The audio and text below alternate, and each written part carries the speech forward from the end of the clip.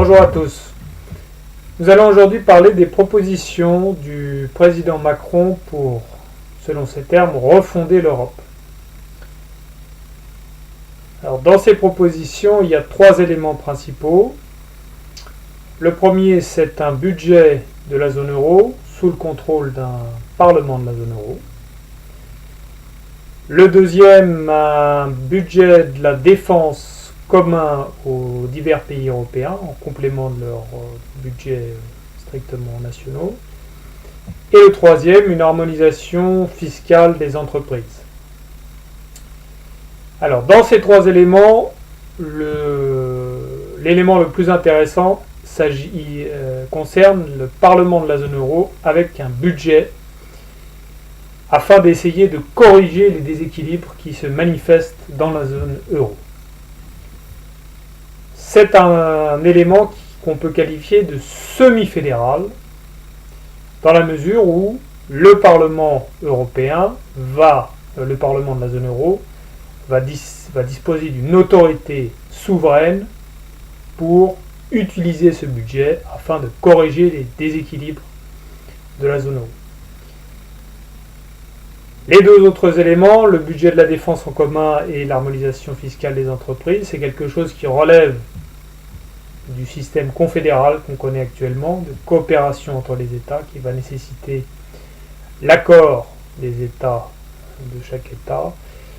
Et on peut penser que ça ne donnera pas même de très très bons résultats, puisque quand vous avez plusieurs États, chaque État a tendance à défendre en premier ses intérêts, et donc on peut supposer que la contribution à ce budget en commun de la défense et que cette harmonisation fiscale des entreprises se fera à reculons et n'aura pas beaucoup d'impact, même si c'est utile sur le plan des symboles.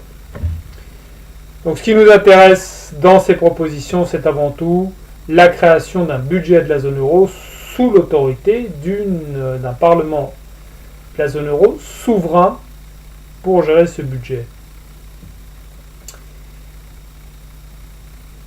Et c'est pourquoi on peut qualifier cet élément de semi-fédéral, parce que le Parlement étant souverain de la zone euro, ça relève d'une conception fédérale de l'Europe. Mais comme ce Parlement de la zone euro va être en concurrence, en compétition avec, et pour les mêmes domaines de compétences, avec les parlements de chaque État européen, membre de la zone euro, vous allez avoir un conflit, une compétition entre le Parlement de la zone euro et les parlements de chaque État européen pour les fonds qui vont être utilisés dans le cadre de ces compétences d'investissement et de correction des déséquilibres de la zone euro. Et quand vous avez une compétition entre deux pouvoirs, comme ça va être le cas, pour la même compétence, en général, et le plus souvent, c'est donc le pouvoir le plus fort qui va s'imposer. Et en l'occurrence, compte tenu de la puissance et de la légitimité des États européens qui composent la zone euro, le Parlement de la zone euro n'aura pas les moyens d'imposer son autorité. Et donc, on peut penser que d'une part, les fonds qui vont être alloués à ce budget de la zone euro vont être peu significatifs, et d'autre part, qu'il sera très difficile pour le Parlement de la zone euro, à partir de ce budget peu significatif, de parvenir à s'imposer progressivement face au pouvoir des États européens locaux et de leurs parlements nationaux locaux. Donc le semi-fédéralisme que propose le président Macron, c'est utile sur le plan idéologique pour faire comprendre aux populations que la solution maintenant en Europe, elle est fédérale, elle n'est plus confédérale et encore moins par le retour aux États locaux. Mais ce n'est pas suffisant parce que quand vous avez une compétition entre un Parlement européen, là en l'occurrence de la zone euro, et des États européens locaux, ce sont les États européens locaux qui vont l'emporter. Ce qui veut dire que, en fait, pour parvenir à corriger les déséquilibres de la zone euro, à mettre en place une véritable défense européenne qui va remplacer les défenses de chaque pays européen, à mettre en place une véritable politique industrielle complète, parce qu'avec des coopérations on peut faire ça dans certains domaines, mais dans d'autres domaines on n'y arrive pas, donc c'est pas suffisant, à mettre en place une politique énergétique complète, donc à avoir les outils d'un vrai fédéralisme et que seul un État peut apporter. Pour y parvenir, il ne faut pas procéder en mettant en concurrence un Parlement européen avec les États européens locaux. Ce qu'il faut faire, c'est faire sauter le verrou des États européens locaux de l'intérieur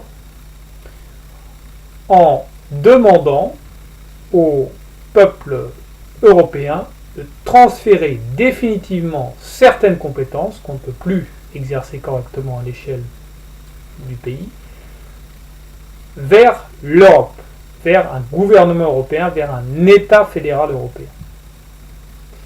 Et pour obtenir cet accord des peuples européens visant à créer un État fédéral qui va disposer de compétences exclusives dans les domaines qu'on ne peut plus traiter correctement, juste en France, juste en Allemagne, juste en Italie, à savoir la défense, les grandes infrastructures de transport, l'énergie, les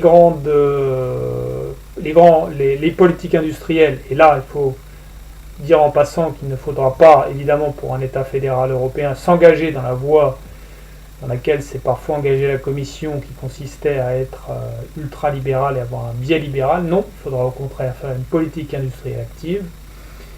Pour parvenir à créer cet État fédéral disposant de ses compétences exclusives, il faut avoir l'accord des peuples européens. Et pour avoir cet accord des peuples européens, il faut le demander par étapes, en commençant d'abord avec le cœur de l'Europe, c'est-à-dire avec la France et l'Allemagne. Il faut demander au peuple allemand et au peuple français l'accord et le soutien pour transférer à un État fédéral les compétences dont je vous ai parlé. Et là, on aura un véritable État fédéral qui ne sera plus en compétition avec les États locaux parce que la résistance de ces États locaux aura été définitivement dépassée de l'intérieur par la volonté du peuple allemand et du peuple français. Donc le fédéralisme, la voie fédérale, on ne peut pas la construire correctement si on ne adresse pas, si on ne prend pas la route d'une mise en place d'institutions fédérales en demandant directement aux populations leur soutien et leur accord. Et en s'attaquant directement à la difficulté que pose la résistance des États européens locaux.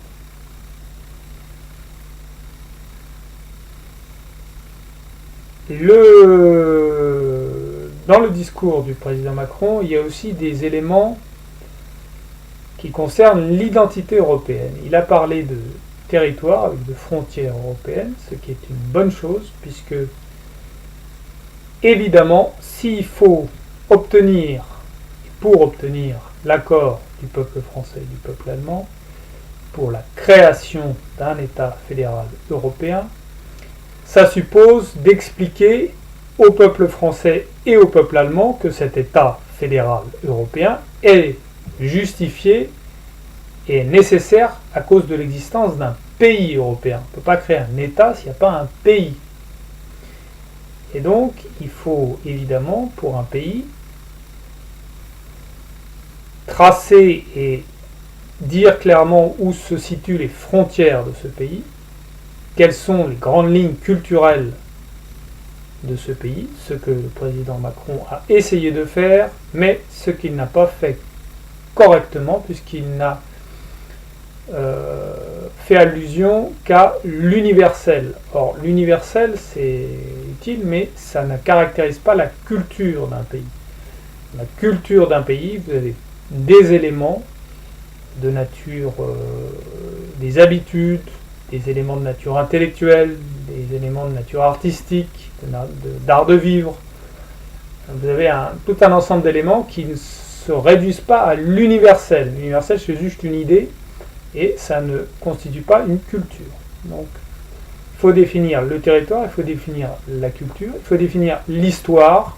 L'Europe a une histoire qui est constituée principalement par l'histoire de l'Empire romain, des Césars, ensuite de l'Empire franc, de Charlemagne, partie du Saint-Empire, de la papauté. Donc il y a une histoire européenne en commun, politique, et il y a une population, il y a certains traits de population européenne, et il y a des minorités qui habitent en Europe et qui appartiennent à la nation européenne.